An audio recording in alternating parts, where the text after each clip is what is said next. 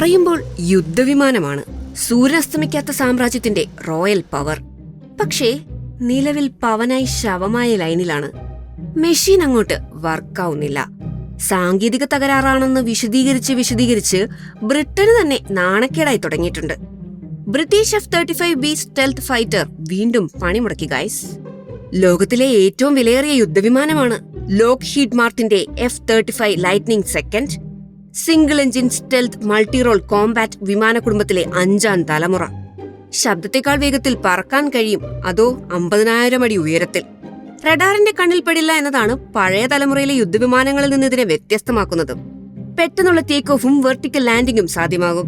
കാറ്റപ്പൾട്ട് system ഇല്ലാതെ aircraft കാരിയേഴ്സിനുള്ളിൽ operate ചെയ്യാനും സാധിക്കും. പക്ഷേ കാര്യം ഇങ്ങനെയൊക്കെയാണെങ്കിലും ആശാൻ ഇപ്പോൾ കുറച്ച് ക്ഷീണത്തിലാണ്. UK റോയൽ എയർഫോഴ്സിന്റെ F-35B ഇപ്പോൾ ജപ്പാനിലെ കഗോഷിമ വിമാനത്താവളത്തിൽ അടിയന്തരമായി ഇറക്കിയിരിക്കുകയാണ്. ഒരു ചെറിയ സാങ്കേതിക പ്രശ്നമാണ് കാരണം. മുമ്പ് UK-യിൽ നിന്ന് ഓസ്ട്രേലിയയ്ക്കുള്ള യാത്രക്കിടെ ഒരു F-35B തിരുവനന്തപുരത്ത് അടിയന്തരമായി നിലത്തിറക്കുകയും 38 ദിവസത്തോളം കേരളത്തിൽ തന്നെ തുടരേണ്ടിയും വന്നിരുന്നു. അന്ന് വിമാനത്തിന്റെ പ്രശ്നം ഹൈഡ്രോളിക് തകരാറായിരുന്നു. പക്ഷേ ആശാനെ കൊണ്ട് മറ്റുള്ളവർക്കൊന്നും ഒരു ഉപദ്രവവും ഉണ്ടായില്ല. ഇവിടെ എങ്ങനെയല്ല. വിമാനത്താവളത്തിൽ അടിയന്തരമായി ഇറക്കേണ്ടി വന്നത് പല കൊമേഴ്ഷ്യൽ വിമാനങ്ങളുടെ സമയത്തെ ബാധിച്ചതു മാത്രമല്ല, യാത്രക്കാരെ വലയ്ക്കുകയും ചെയ്തു. തിരുവനന്തപുരത്തെ F-35ന്റെ അറ്റകുറ്റപ്പണിക്കെടുത്തത് ആഴ്ചകളാണ്. ജപ്പാനിലെ കാര്യമിനി എന്താവുമോ എന്തോ.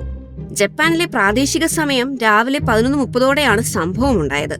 ജപ്പാന്റെ മാരിടൈം സെൽഫ് ഡിഫൻസ് ഫോഴ്സും അമേരിക്കൻ ഫോഴ്സും ഓഗസ്റ്റ് 4 മുതൽ സംയുക്ത സൈനികാഭ്യാസം നടത്തുന്നുണ്ട്. ഇത് ചൊവ്വാഴ്ച വരെ തുടരും.